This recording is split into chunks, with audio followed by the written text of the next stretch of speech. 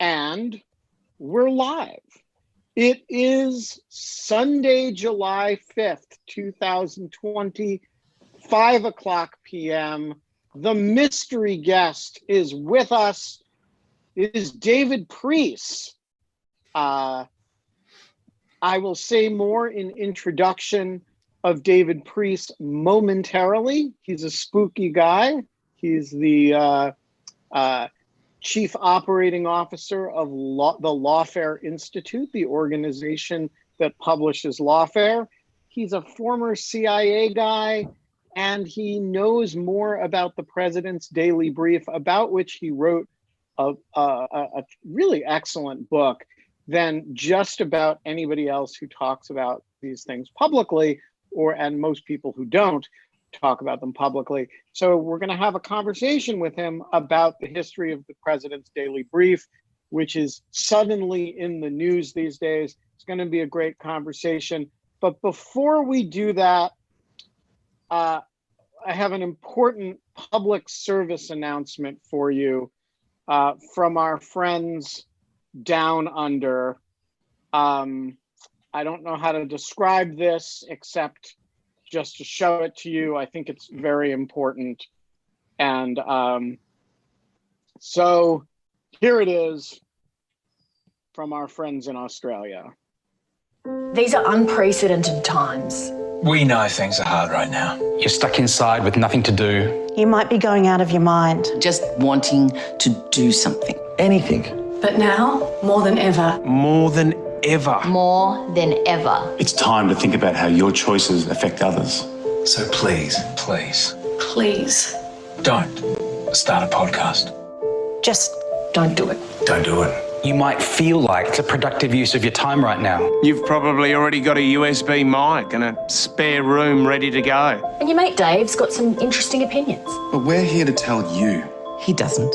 He really doesn't. He's a fuckwit. We don't need your true crime exclusive, which is just you reading Wikipedia articles to your housemate. We don't need your minute-by-minute breakdown of every episode of Parks and Rec. What are you going to do? Send everyone in your contact list a MailChimp newsletter? And force them to mark you as spam instead of unsubscribing? Because they're scared to hurt your feelings? We're in the middle of a pandemic. Look, it's pretty straightforward. Just don't start a podcast. Make some pasta from scratch like everyone else and just shut up. the greatest gift you can give your fellow human beings right now? Right now? Right now. Is to shut the fuck up. Shut the fuck up. Come on. Do it. Don't start a podcast. And I have to say that we were a solid, they could not have even thought about doing that video when we thought up the idea of doing this daily show. No, I just want to say. I just want to say this was directed at you and me and all of our Oren Kerr and Scott Shapiro. Yeah.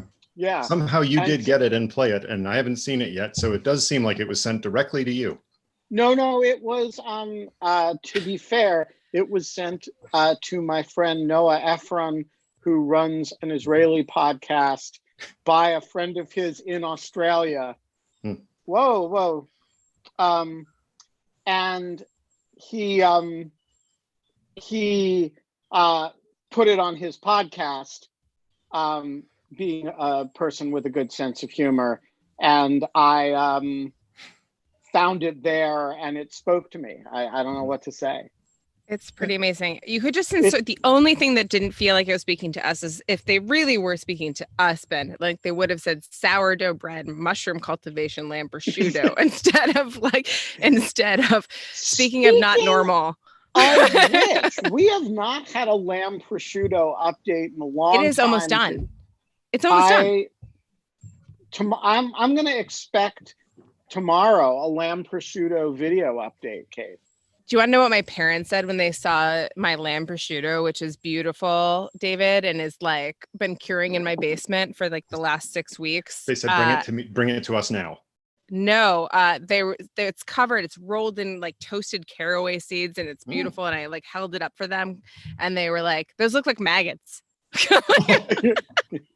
Excellent. That's the point. The old "those look like maggots" response. Anyway, David you weren't Priest, expecting that.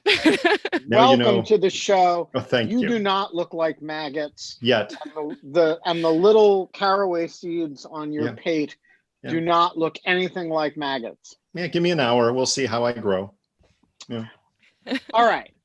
Who was the first president to get a daily intelligence brief? I thought you were going to stop at who was the first president, and I figured this is going to be a long show. Yeah, we're going to start at the beginning. What was George Washington's daily intelligence brief? It is funny. I mean, he was the spy master in chief. He ran spy operations in the Revolutionary War, so he really probably did get the first intelligence report. He just didn't do it as president. Right. Yeah, I mean, after World War II is when the modern sense of intelligence really grew up. But even then, they didn't give personalized, tailored intelligence reports to the president. They just wrote up what they thought should be of interest to senior level government officials, and the president happened to read that. It wasn't until John Kennedy came into office and they realized he was decidedly different than Eisenhower in many ways. And they designed a new intelligence document that was written in journalistic style because Kennedy had been a journalist. It got rid of all the classification markings and government gobbledygook. It was printed in a smaller format so he could fold it and put it into his suit jacket pocket and carry it around with him so that he could read some of it, get distracted by something, as he often did, and then fold it, put it back into his pocket, and get back to reading it later. So we're going back to 1961 for that document.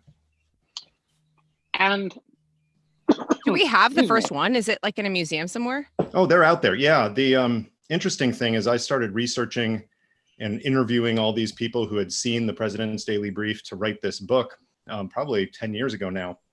And back then it really was the book of secrets because there had only been a couple of them declassified over time for very specific reasons involving space programs in the 1960s.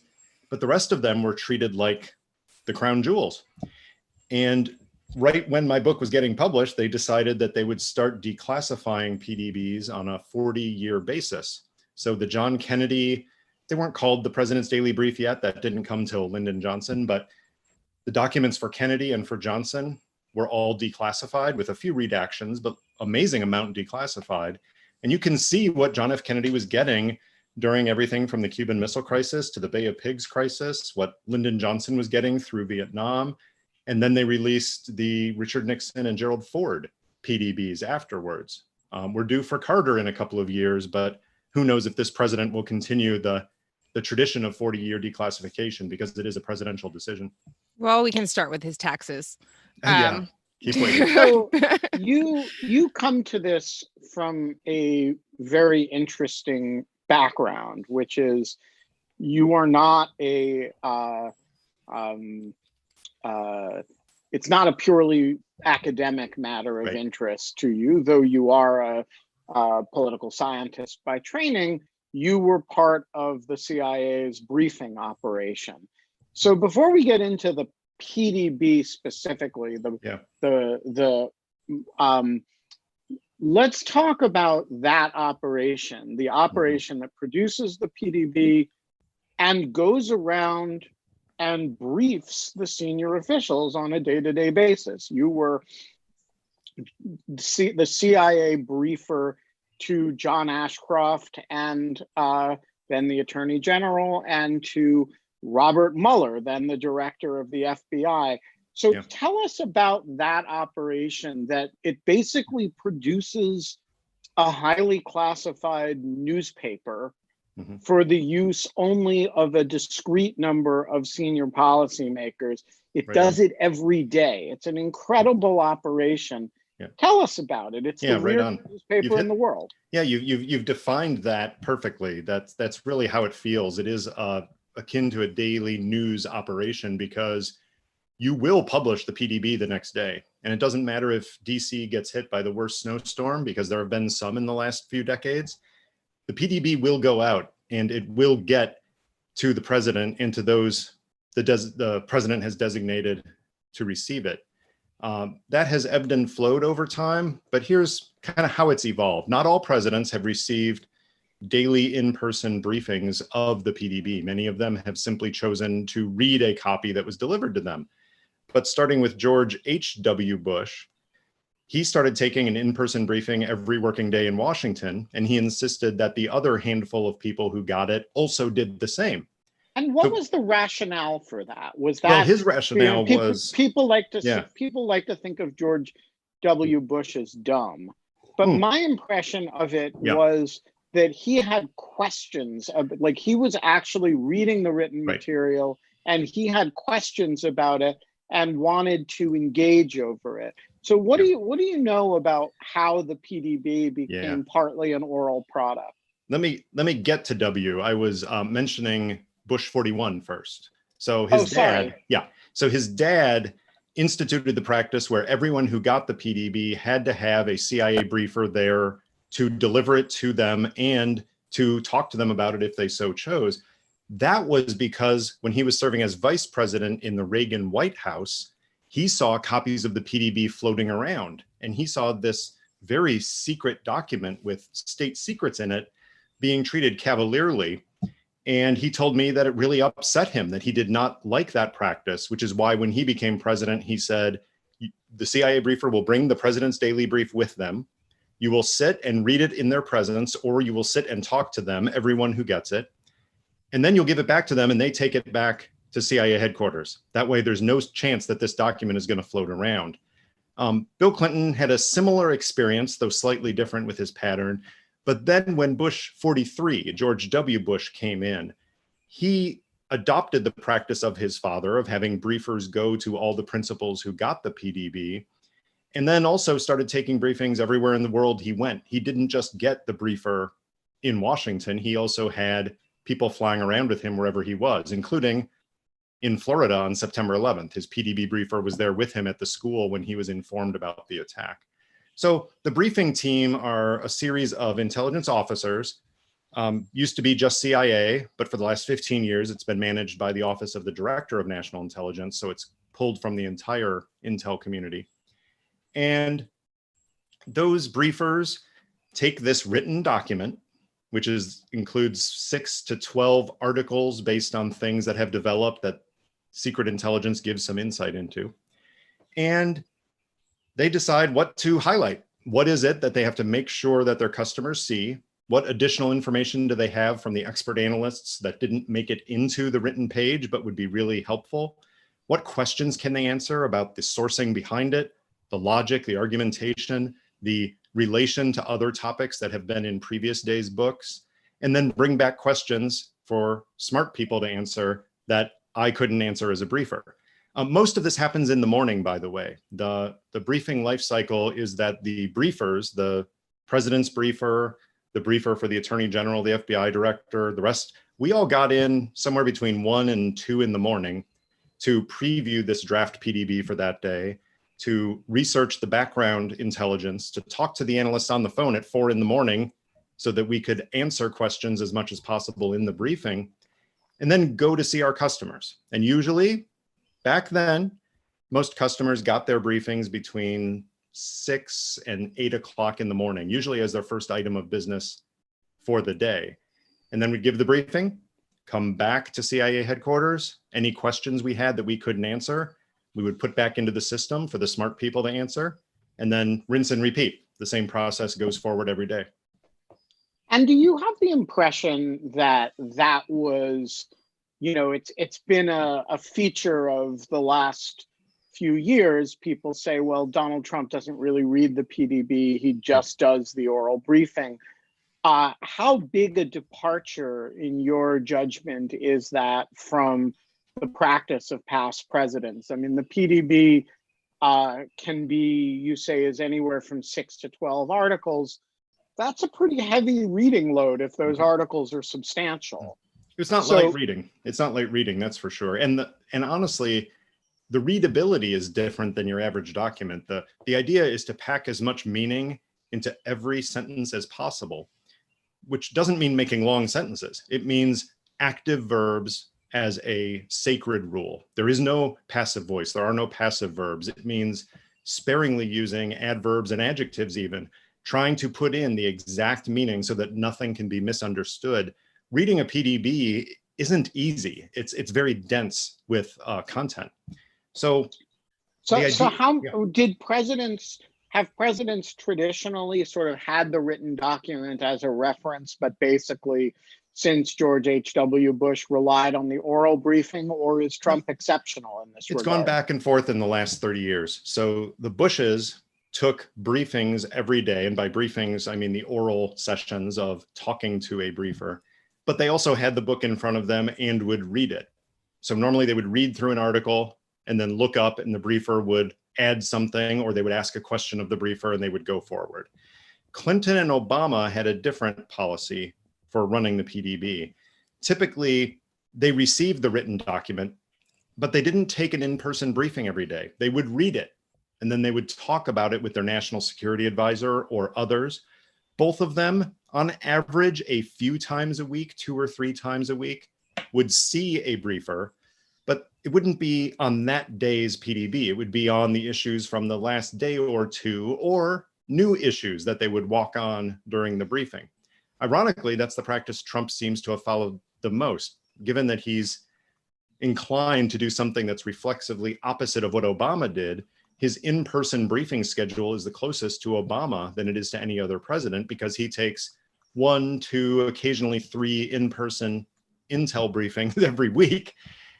Now, the difference is, of course, that by all accounts, Trump doesn't read it on the days he's not getting briefed. That is exceptional.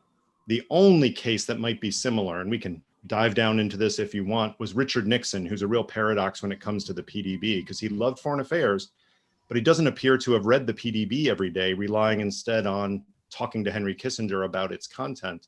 Every other president, and we're talking, that's a lot, Kennedy, Johnson, Ford, Carter, Reagan, Bush, Clinton, Bush, Obama, all of them appear to have read the PDB every single day and perhaps gotten briefed on it. Trump has decided not to read it on most days, if not all days, and only occasionally take intelligence briefings, which he often hijacks by going off on tangents. It's a very different experience for these briefers. So I'm curious, I have one kind of ridiculous question, and then I have a really specific question to the briefs, okay, so you kind of described this active voice, very dense memo, but you've heard that various other types of briefings with Trump, and this might just be rumor or whatever, have kind of taken outline form in 20-point font, blah, blah, blah, blah, blah. I don't know that I believe the 20-point font thing. Right. Oh, hello. Who's this? Oh, yeah. This is our Yorkie who insists on screen time once in a while, and we give it to her. Yeah, we're fine with that here.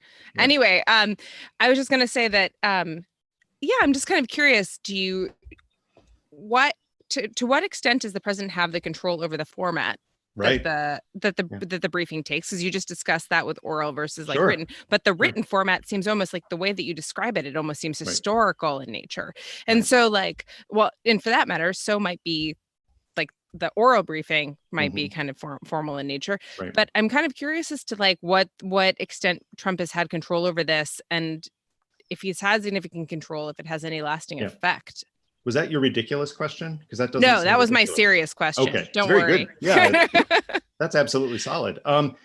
Every president has a different PDB because it is tailored to the style and preferences of the individual person. So Kennedy's was short and sparse, but serious, but written in a very crisp, clear style. Jimmy Carter's PDB was printed with lots of white space because he loved to take notes. He was a writer, and he would often write responses to the things he was reading. So it varies based on each president, both by length and by format. What we don't know for the Trump administration is whether he actually said to the intelligence community, I want it this way, or whether they just simply did what the intelligence community has done for decades and tailored it to him based on what he had said and what he had commented on. He said coming into office before inauguration, he said he hated to read long documents. He didn't want to do it. He preferred bullet points if he had to read it all. Well, if a president-elect says that coming in, you would be stupid if you're the intel community and not produce a PDB with bullet points.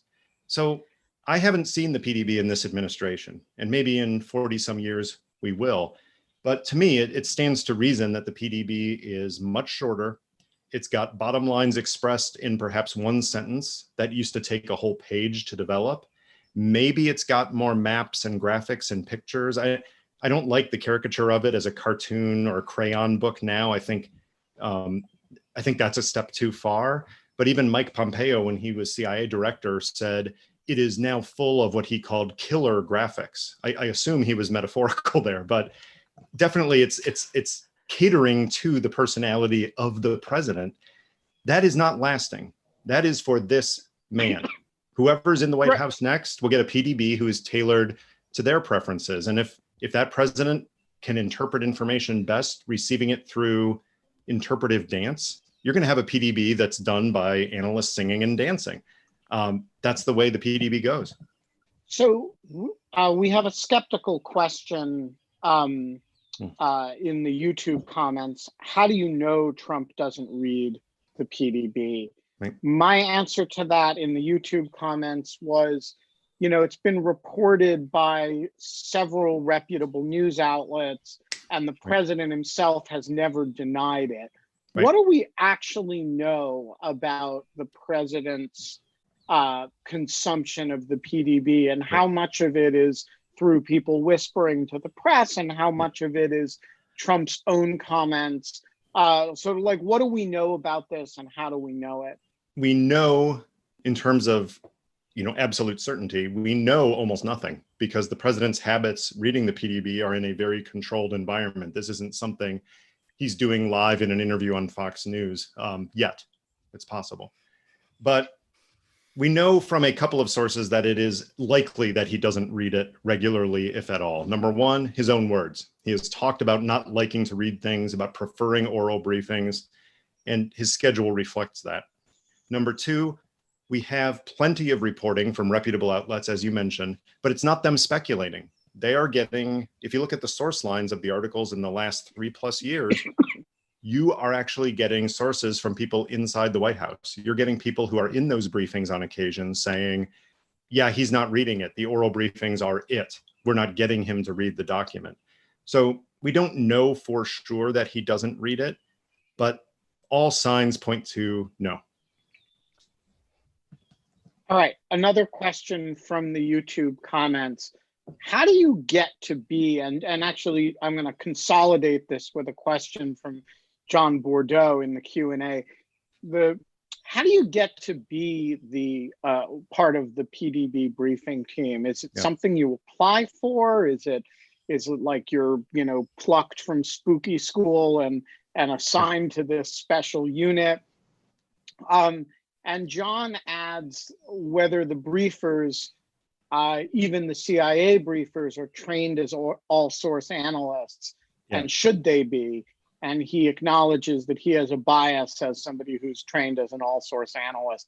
So what are the backgrounds of the people like you? And how does, for those who are watching who want to be part of the PDB team, where do you go to school to do that? Right. Great question, John. And thanks to YouTube questioner too.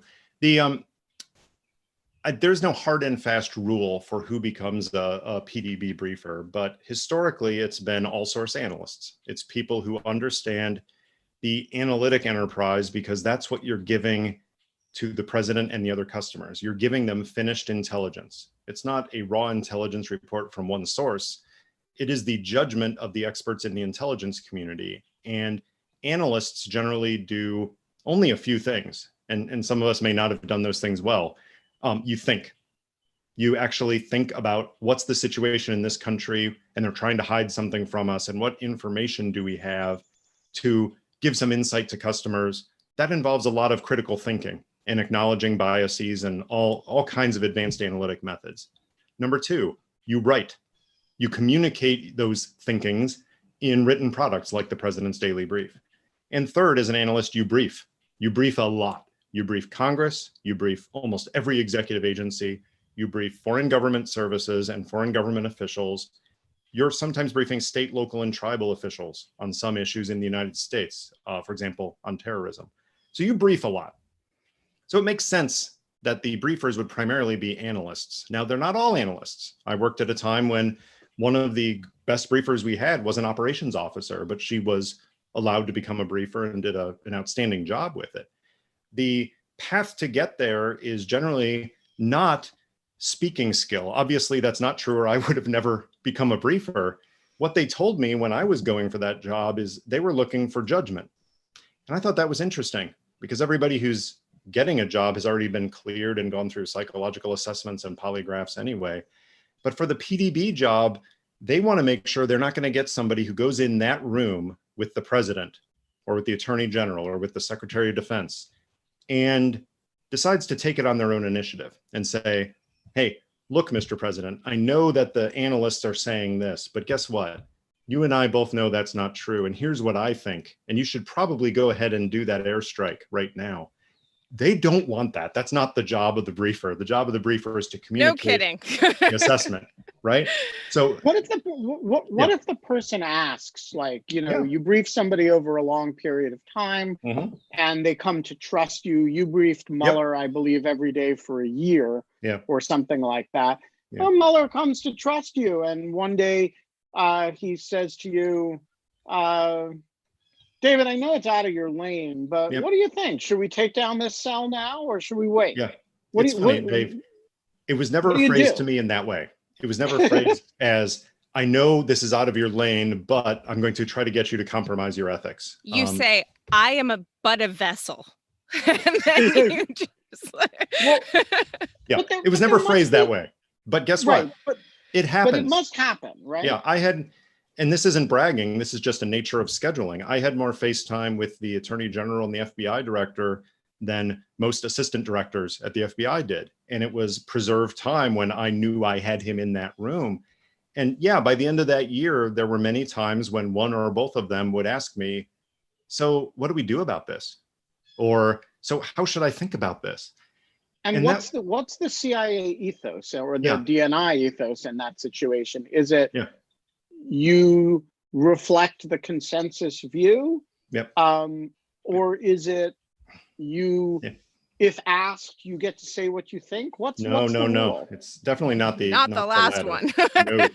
No. It's definitely, you go back to the intelligence, you go back to the assessment. And that's always the default answer is, well, no. What we're trying to say to you, sir, in the case of my customers, what we're trying to say to you, sir, is that the analysts are assessing that the cell has moved from Saudi Arabia to Morocco. They're not offering a policy prescription based on that. We don't do policy at CIA in terms of intelligence production. We never did that. We described the situation the way we saw it, and then we said, over to you, which I love that system, right? Because we're not responsible for the tougher judgments, which are, so what are we going to do about this hard problem? We just had to define the hard problem and say, here's what you're actually facing. Good luck dealing with that because we're not going to help you with that.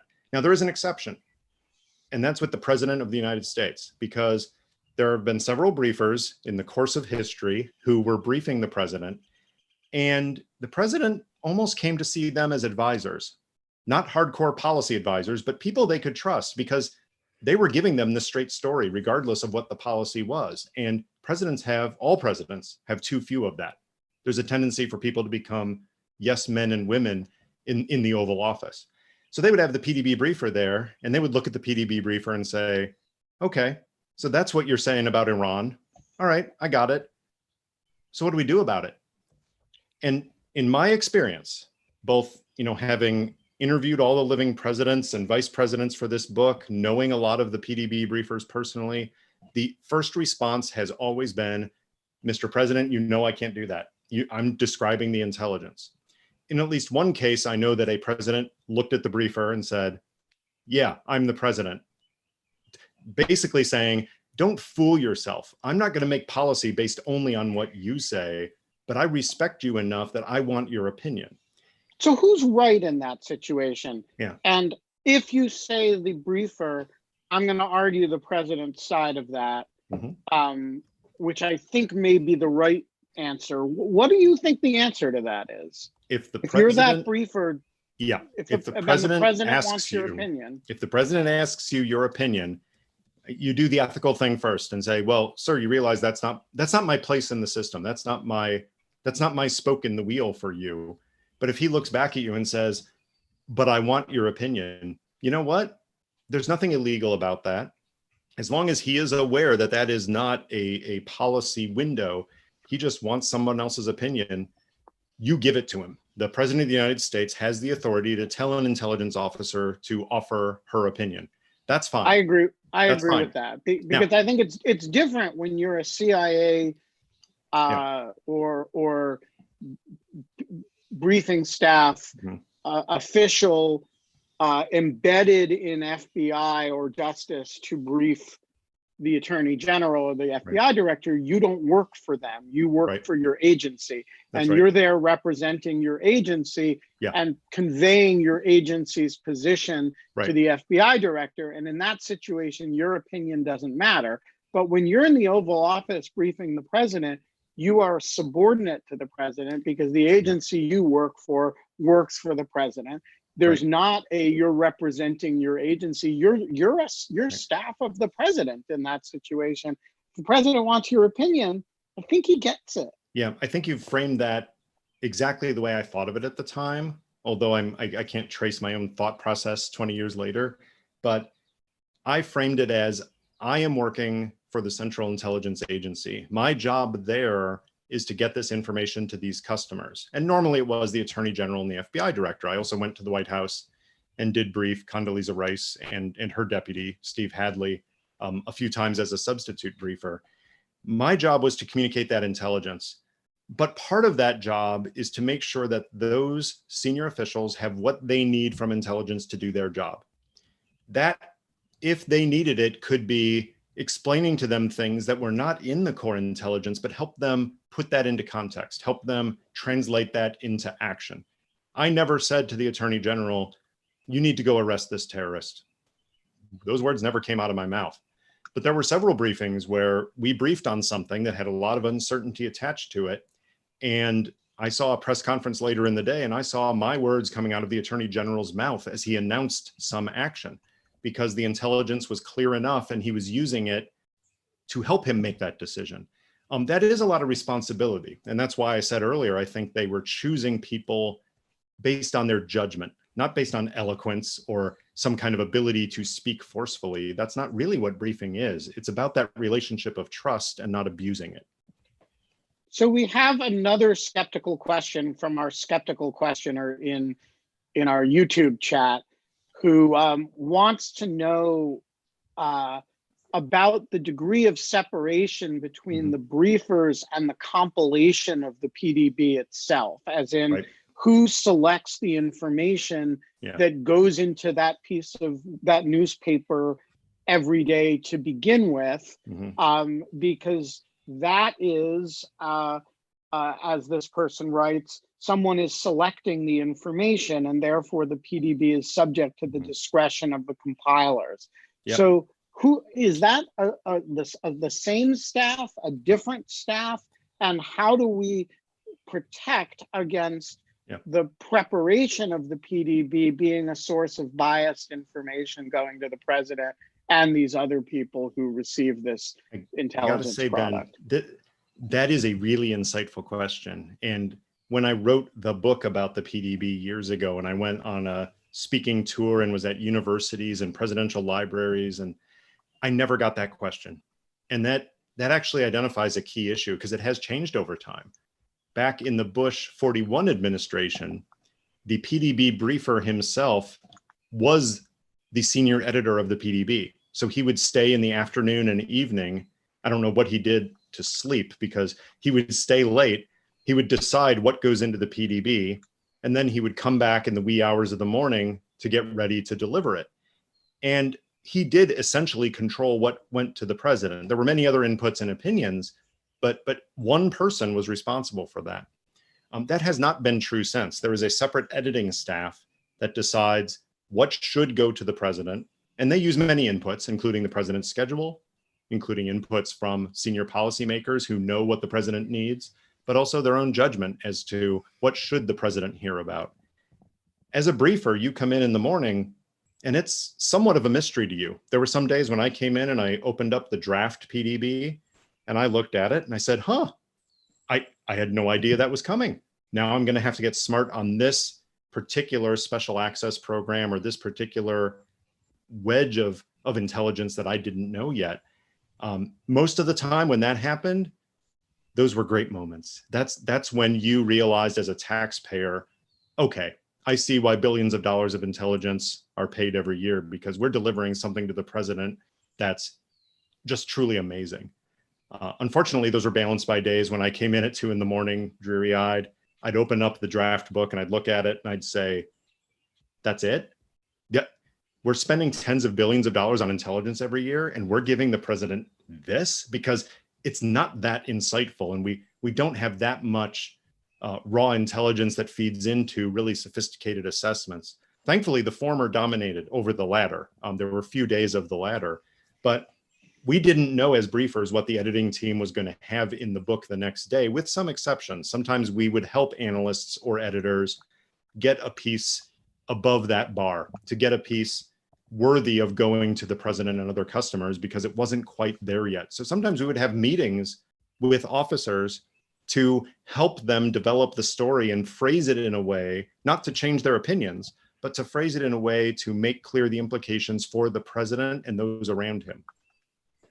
So this is fascinating, because the thing that this is reminding me of in the corollary of my expertise, which is the law, is that it sounds like the relationship you have with your judge. Right. Like it sounds like I mean, and they make jokes, and I shouldn't like say too much, but like they make jokes about like the sentencing rate, or the sentencing like kind of or the guilty verdicts that a judge will hand out before or after lunch, as like kind of like haha, they're just human and decision making is hard. But like this seems almost exactly the same. Like we would choose when to present things to the judge. The judge would only want to hear things in certain periods of time.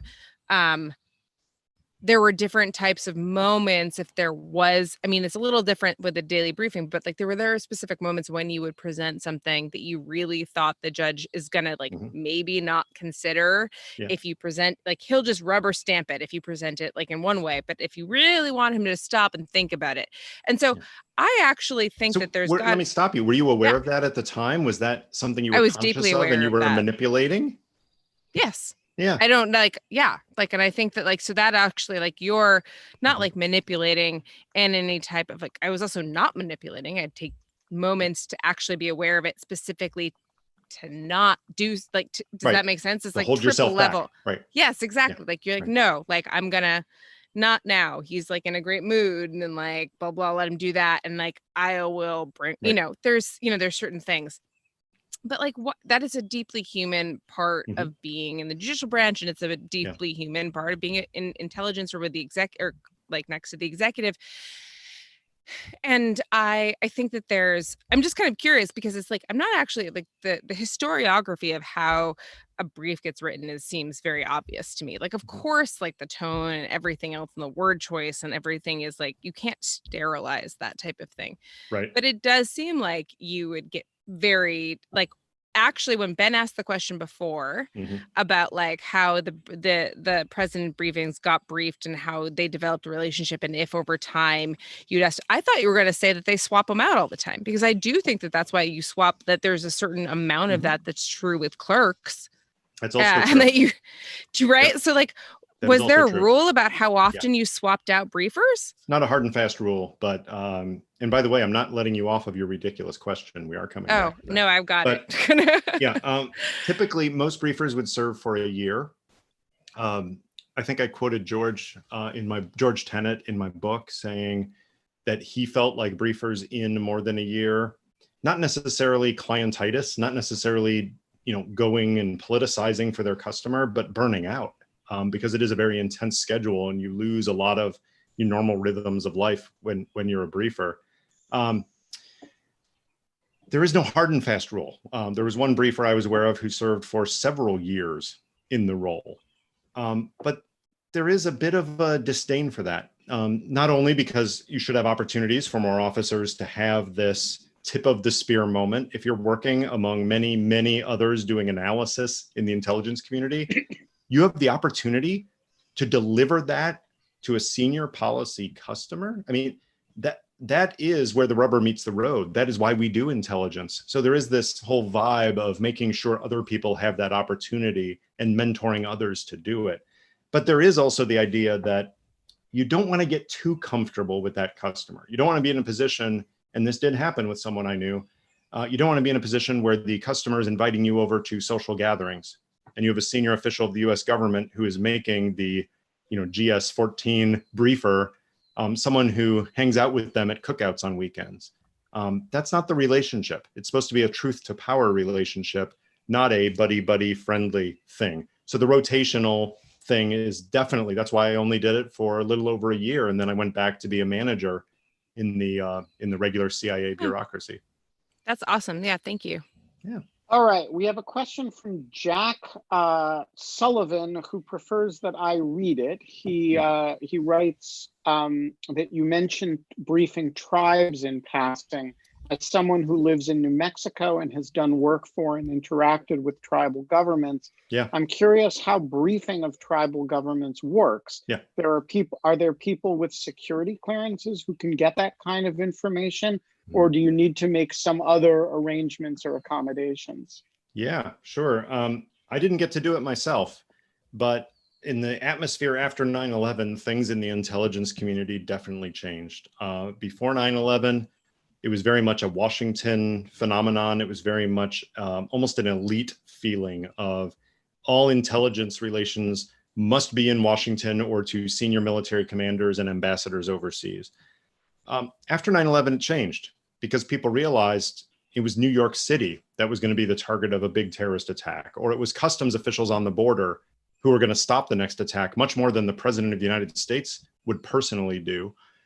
So people decided at a senior level, we need to start getting intelligence, not at the top secret level, because it's hard to get a top secret clearance, but we need to get information at a classification level that is usable, or at a sensitive but unclassified level to a whole lot of other people, because it's really not helpful for somebody in a Western state that normally doesn't have a lot of classified information.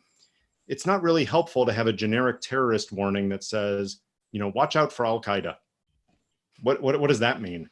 So instead, they would start a process, mostly through the Terrorism Threat Integration Center, TTIC, which grew into what still exists now, the National Counterterrorism Center, or NCTC.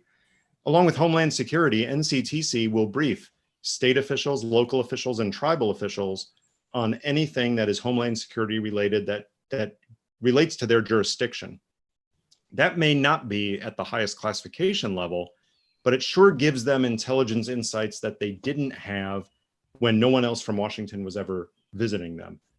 It will tend to be much more terrorism related than anything else. And you can imagine that. You can imagine that a law enforcement official in a locality or in a tribal entity, they won't need nuances about the Chinese leadership. No, that's for Washington decision makers.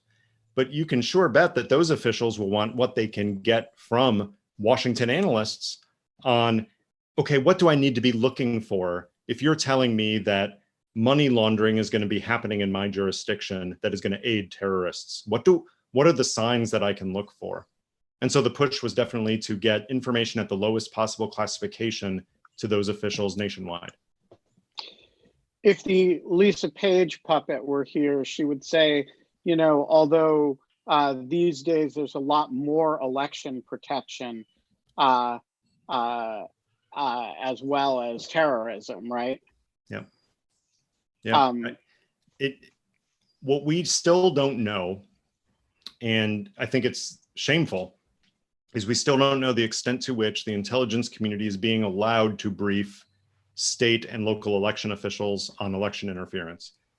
There are good people working in government who are, and I won't name them here, but we know them, good people working to try to get ahead of this issue and to make sure that they're protecting our election system.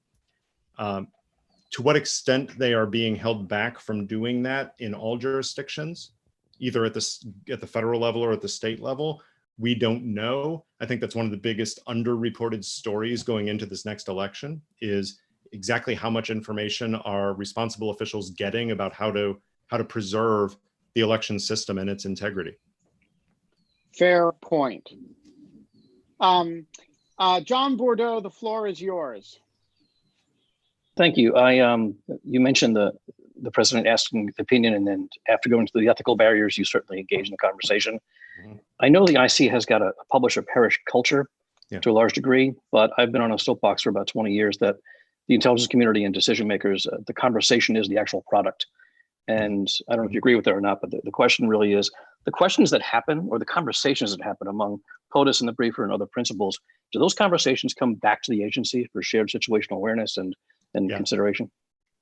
Yeah, great insight, John. The discussions that happen in a robust briefing, and I define it that way because there are lots of pro forma briefings that are the delivery of information, but not a lot of dialogue. It's one way, and that's the intelligence analyst shows up, briefs, and the customer says, "Thank you very much," and is completely opaque as to what their decision making is going to be or how it affected them. Maybe they don't even ask a question. I'm talking about robust briefings, which I was lucky that the vast majority of my briefings as an analyst, as a manager, as a daily intelligence briefer went there.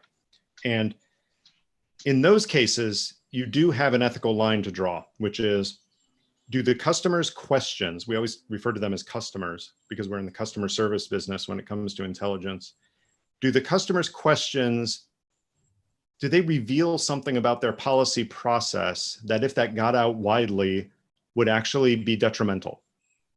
Was it a circle of trust that I happened to be in the room when they were musing about, we could actually do this? On the one hand, you want to protect that.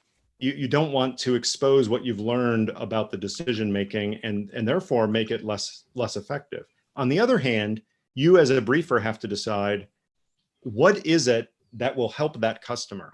And if they're asking questions that I know this group back at CIA or another intelligence agency is really thinking about, I need to tell them what they were musing about, because that will help them create that document or lead to a follow-on briefing that will enable them to go in and help that customer think through it. So we always had judgment calls. And there were many days when I came back from a briefing where I thought, we need to follow up on this. Is that best done through the PDB, or is that best done by telling analysts, the FBI director was really drilling down on this issue, and I know you're working on a paper about it. You need to finish that paper right now, and you need to get it on his desk because he's going to make a decision within the next few days. That's part of the job of a briefer, is to be aware of those things. Kate, this seems like the right moment for your ridiculous question. I hope it lives up to its promise. It probably won't. My ridiculous question is, why do you call it intelligence? And at what point did that start happening? It actually has always struck me as really strange. It's a very general term. And why did it get co-opted for spy shit? I don't understand. It's not always intelligence. As opposed to what? I don't know, spy shit. Why don't you just say, here's a bunch of spy stuff, Mr. President? Why do you say intelligence? Yeah. Why do you say information is a great, why not information? That sounds much more substantive. You know what I'm going to do? I don't know the answer. That's another thing that comes from being a briefer, is you learn to say, I don't know, but I will find out. It's also a thing you learn to say when you're a clerk. You do not want to bullshit the judge. No. And I learned the hard way. You don't bullshit a customer when he's like Bob Mueller, because he will drill down until he exposes that you just made up something. Yep, totally. So the answer, I don't know if it's known. I mean, I love etymology, and we're getting into the origins. Did intelligence, was it first a word for information, or was it first a word for cognitive ability? I suspect the latter, but I don't know. But I'm friends with two of the past historians of the International Spy Museum, and I will ask them specifically if they know the origins of the word intelligence as used in English or in other languages that were then probably the French, because they had a robust espionage system for centuries. How did that first become applied to the business of information and analysis? Then can you brief me on it? I will, but probably not in the next 10 minutes. They are not Okay. reflexively responsive to my requests, but I will let you know personally when this is over, and maybe I'll tweet about it. That's so when I cool. find Thank out you. for sure. I've Yeah. literally Matthew- wondered that my entire life, and I just Matthew ever since. Chekhov, do Thank you know how the word intelligence came to be used to refer to the acquisition of I love it. Put him on the spot. of information through spycraft? Come on, man. No, Ben. Give it up. Give Unfortunately, it up. I am not aware. Sorry. I think it's an interesting historical linguistic question, and I think we should randomly be able to pull somebody out of the audience and pose it to them and get an answer. That said, you having failed us on this point, Matthew, the floor is yours for your question. Yeah, so I actually asked a couple. Which one did you want, Ben? The one about the Russian bounties or the one about the PDB being different? Hit them all. Okay. Bring them all. So David, there's a lot of talk right now about the president's PDB in late February that talked about the Russian bounties. So I'm aware, I know you talked about how the PDB has been declassified 40 years from the past, but I know there's been PDBs that were unclassified, like you talked about in specific instances. I know the 9/11 one, I've read it, has been declassified. I am pretty sure, I was reading about the Benghazi committee in the House got some information about President Obama's PDB. So I was wondering, what do you think Congress should be doing about that? What's the process when it comes to be getting like this extremely classified information that only a couple select people in the government are getting? And then I have another question after that too. Sure. Yeah. There's only 3 ways that what was actually in the president's daily brief will become public so that you and I can see it. One is a leak. That is anyone from the president to one of its customers to one of the preparers of the document will actually release somehow publicly, here is what was said on this date. We had a small window into that by someone revealing to reporters on February 27th, this topic was in, but it wasn't the text of the document. In fact, the PDB, even though it's produced, there are now many tens of thousands of editions of the PDB. The actual text of a full PDB has never been leaked to the press, but that's one way it could come out. Number 2 is by an actual declassification by the White House. That is, the president could say, and actually I could imagine this happening. Let's imagine that the February 27th PDB, if it did contain something on Russian bounties, was actually relatively weak. That is, it said something like, we have uncorroborated intelligence from a source without an established reporting record that the Russians might be doing this. It probably wouldn't be phrased that way, but for sake of argument, let's say that it was something that didn't make it seem as alarmist as the reporting has. I could almost see the White House, just as they did with the Ukraine transcript, declassifying this to say, look, this is the smoking gun you're talking about, but it's really not much of a warning, especially when we had all these other things going on. So the White House could do that. They could do it proactively, or they could do it in response to immense congressional pressure. The 9/11 PDBs only came out because the families of the victims of 9/11 put so much pressure out there publicly that the White House felt they had little choice but to give the commission some access to the PDBs. The third option is we all wait a long time because yes, there now is a 40-year declassification rule for PDBs. A president can change that over time, but the momentum has started, and it may be that we can get back together on this show because you're doing it every night. You, Kate and Ben, you know this. You're doing it every night for the next 40 years. That we get back together in 2060 and we talk about what was in Trump's PDB. Yeah, well, that sounds perfect. So, you know, Steve Wilkerson leaves in the Q&A something that I think is probably right historically as a matter of the history of the word intelligence, which is that traditionally when he was trained in the 60s, they used the word information to refer to raw material and intelligence to refer to only to material that had been processed and interpreted. And there's something there. What I don't know is when that practice still was adopted, and whether that was from, you know, Sir Walsingham serving Elizabeth I, or whether that was a French custom. It's a super interesting, curious. just historical question. Yeah. So, you're welcome. It's not a ridiculous question, Kate. Matthew, what was your other question? We are running out of time, but Matthew, give us your second question, and then I want to get to Vishnu Kannan, because that would be the first time that we have a former and sort of current lawfare intern posing a question to a lawfare staff member on this show, and I think that would be cool. While I watch from the background. Yeah, while I watch from the background too. Yeah. So, David, I was wondering if you could talk about whether the PDB is different for any customer. So I know some presidents have, bigger circles that are receiving the PDB than other presidents. And the reason I'm asking is because you probably remember the story from June 2017 talking about this really, really classified piece of information. Everybody considers the PDB to be the most classified thing that the government really creates. I think that's a reputation that some people at least have. So there was this piece in the Washington Post in 2017 talking about an envelope that came to the White House that was for Obama and just 3 senior aides talking about.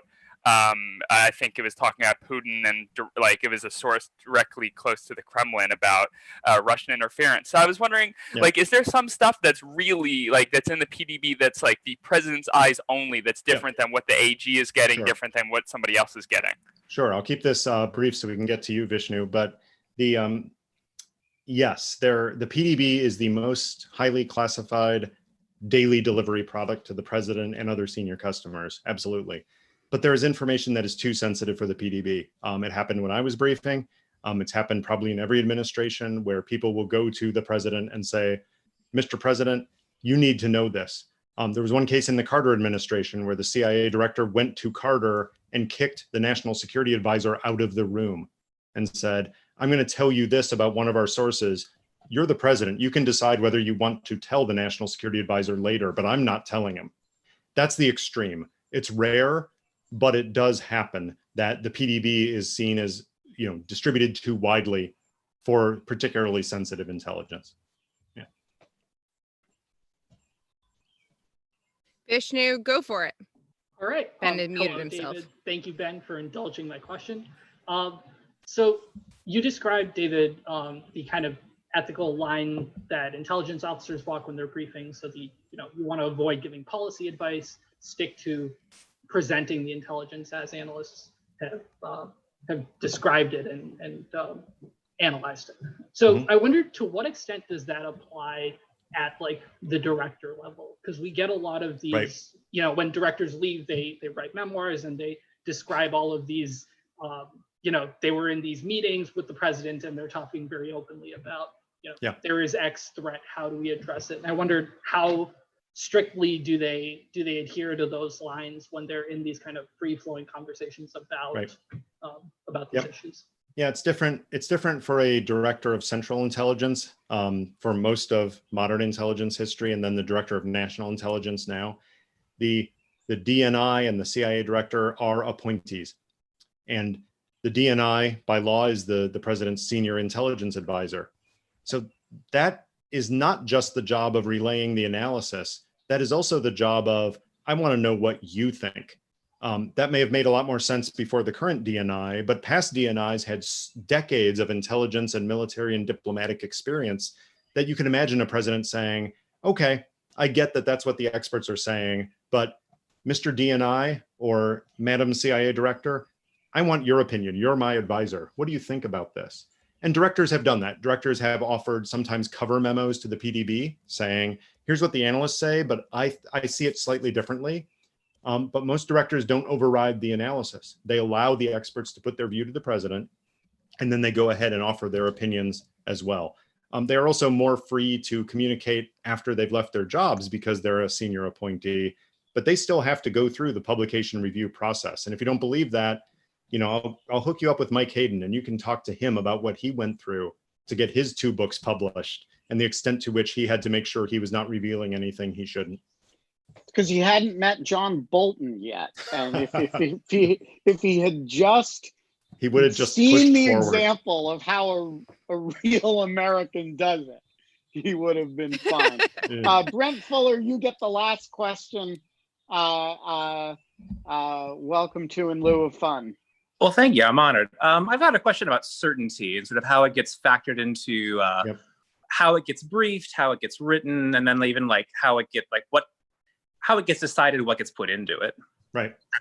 Yeah, this was Wait, one of the issues. Said certainty? What did he certainty. say? Yeah. Oh, like certainty. the Okay, right. the degree of confidence in an assessment. Yes. Yeah. No, I just couldn't hear. It was such an issue that, after the 9/11 and the Iraq WMD commissions, they had real insights on this because they went back and looked at the PDBs and the other intelligence. And in both cases, they found one of the issues was communicating certainty, especially on the Iraq WMD case, is that with the PDB and other intelligence documents, that some of the doubts of intelligence analysts were weeded out in the process. So it changed from Iraq may be doing this because of reasons X, Y, and Z, became Iraq is doing this. And that's important. And some of the reforms of the last 15 years have been, from training analysts to communicating assessment, have been you communicate your judgment and you communicate your confidence in that judgment. Do you have high confidence, medium confidence, low confidence? And why do you have that confidence level? The danger, of course, is in this administration, if you have a PDB that has boiled down to one sentence assessments, a lot of that washes out. And the president is not getting those confidence judgments that have been institutionalized over the last generation of intelligence analysis. And that's dangerous because then we end up raising the probability that we repeat the mistakes we've made in the past. Hopefully more sophisticated customers appreciate the levels of confidence, knowing what the intelligence knows, what the intelligence doesn't know, and why it matters for the potential judgments that they make.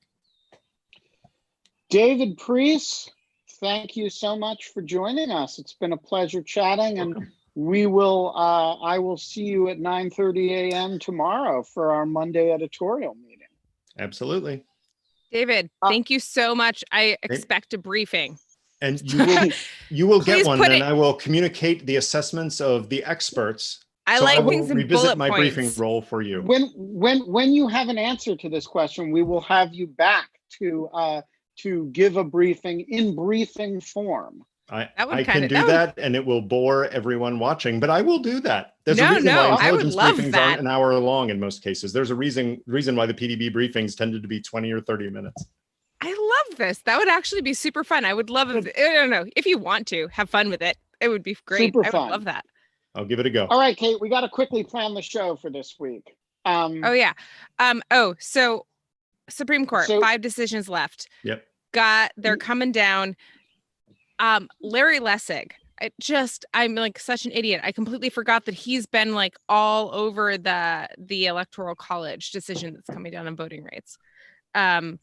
He is like the head of the Amici that got, so like, should we like talk to him if it comes down tomorrow? I have Will Codrington, who's like one of my friends who's an electoral expert, and Leah was going to talk about it. But what do you think? I think we've got to wait until we see what comes down, because if the subpoenas case comes down, that's going to dominate the conversation. Kind of huge. Yeah, they're both big deals. They're both big deals, but then we're not even talking about the and then there's the other religious freedom cases. There's the other religious freedom, Marty.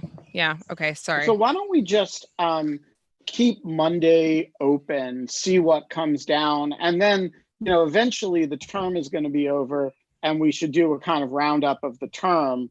So let's figure out. Let's keep Monday open for for Supreme Court news. We'll get the appropriate person depending on what the case is, and then we have repeated. Carrie Johnson on Tuesday. Is Carrie Johnson's on Tuesday, and then Julia Yaffe has agreed to do this week, but we haven't nailed down a day. So I assume that'll be either Wednesday, Thursday, or Friday. So we actually don't have that many holes in the schedule. And given, I don't know what other decision days there are other than Monday. I have a feeling there's going to be more than Monday. If they already are in Tuesdays right now. So like, I just kind of feel like that's likely. Yeah, so I think we should probably keep things open. Also, Yasha Monk has a new publication, and I think it'd be cool to have him on to chat about it. It's kind of part magazine and part online community that he's putting together. So I think we should chat with him. But I think we got to work everything around the Supreme Court. Yep, that sounds good. Okay. Does that work for you? Yeah, that's totally great. Yeah, I'm excited for tomorrow to see what the court has to say. Nina's having surgery in the morning, but hopefully everything will go fine. It's fine. No, it's okay. What? Oh, it's the butt thing. Oh. I'm taking my dog to get butt surgery on my birthday. It's like the best birthday ever. Like it's Excellent. awful. All right. But yeah, so hopefully the Supreme Court doesn't really screw us because they couldn't handle that. Well, if the Supreme Court rules in the Mazars case, the good news is that will so dominate Lawfare's day that we will have lots of resources to bring to bear. We could do like an all Lawfare and Marty panel, and Marty's like half Lawfare, I feel like almost. No, Marty is just security. He does not write for. I mean, he writes for Lawfare only when he writes with a Lawfare writer. He just hands out parking tickets outside the building. Yeah, exactly. He is part of our. He's a good friend, but he does not write for Lawfare except when he co-writes with us. On that note, thank you all for joining us. We will be back in 22 hours and 54 minutes. 54 minutes. And until then, Kate. We don't have fun anymore. So in lieu of fun, I actually have to think of something. Don't create a podcast. Don't create a podcast. But you should totally do a live YouTube stream from Zoom show. By the way, important announcement this week, thanks to the tireless efforts of one David Priest, we are going to be experimenting with a new non-Zoom technology for In Lieu of Fun. God bless you, David. And thank you. No more button. This is part of David's scheme to turn In Lieu of Fun into a like see what Lawfare can do with In Lieu of Fun. And so we are going to use you all as guinea pigs and try out some new technology that we've been playing with. That's super nice of you. And that David is getting us making available. It's new technology. It's called the airplane. You actually fly people to the same location and they're together. I mean, what a concept, right? There you go. I got it from some drawings. I got it from some drawings I found from Leonardo da Vinci. I think it can work. Yeah, you spin the propeller really fast. It might work. Exactly. All right, guys. We will see you tomorrow.